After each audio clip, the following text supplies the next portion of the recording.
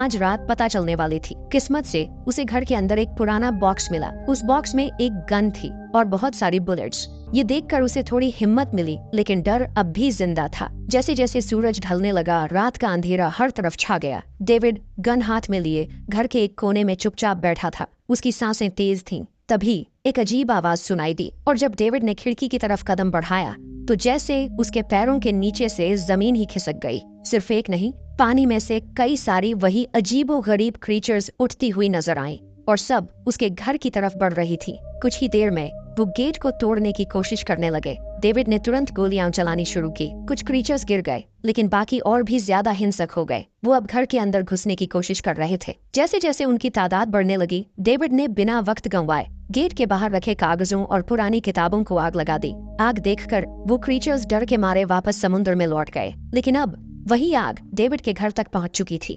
घर में आग लग चुकी थी और क्योंकि पूरा घर लकड़ी का बना था, आग बिजली की तरह फैल गई। डेविड ने तुरंत एक चादर में लपेटकर खुद को बचाया, गेट तोड़कर बाहर निकला और लाइट हाउस के पास एक बड़े पत्थर के पीछे छुप गया। उसका दायां हाथ बुरी तरह जल चुका था। किस्मत से उसी वक्त बारिश शुरू हो गई। आग धीरे धीरे बुझने लगी, लेकिन पूरी रात की बारिश के बाद भी सुबह तक डेविड अपना घर नहीं बचा पाया। पूरा घर जलकर लगभग राख हो चुका था। अब अगर डेविड को जिंदा रहना है तो उसे लाइट हाउस में पनाह लेनी होगी। उसने अपनी राइफल उठाई और लाइट हाउस के पास के पत्थरों के बीच छुप गया। जब ग्रूनर पानी भरने के लिए लाइट हाउस से बाहर निकला तो डेविड उसके पीछे पीछे चल दिया। इरादा था उसे गन पॉइंट पर ले जाकर लाइट हाउस के अंदर घुसने का, लेकिन अचानक जब ग्रूनर ने उस पर गन तानी तभी एक अजीब सा क्रीचर जो ग्रूनर के पास ही था उस पर हमला कर दिया। वो क्रीचर ग्रूनर का रक्षक था। ग्रूनर ने तुरंत डेविड को रोका और कहा, ये मेरा पालतू है। डेविड ने गोली नहीं चलाई, लेकिन एक शर्त रखी, अगर जिंदा रहना है तो लाइट हाउस में रहने दिया जाए।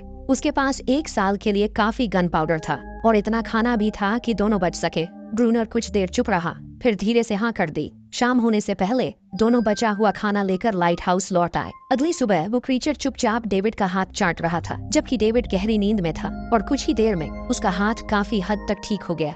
ये सब डेविड के लिए एक शौक था, लेकिन जो आंखों के सामने हो रहा था उस पर यकीन करना मुश्किल था। लाइट हाउस के टॉप पर डेविड ने देखा ग्रूनर उन बुलेट्स को काउंट कर रहा था जो उन्हें गन से मिली थी, और वो क्रीचर अपने तरीके से ग्रूनर की मदद भी कर रहा था। इसका मतलब ये था कि ये जानवर वायलेंट नहीं है। डेविड अब ग्रूनर से उसके बारे में और जानना चाहता था और फिर ये सब दुनिया के सामने लाना चाहता था, क्योंकि ये किसी मिरेकल से कम नहीं था। एक अजीब सी फीमेल क्रीचर समंदर के गहरे अंधेरों से उनके सामने थी। अगर इस क्रीचर का सच दुनिया के सामने आता तो डेविड और ग्रूनर दोनों दुनिया भर में मशहूर हो जाते।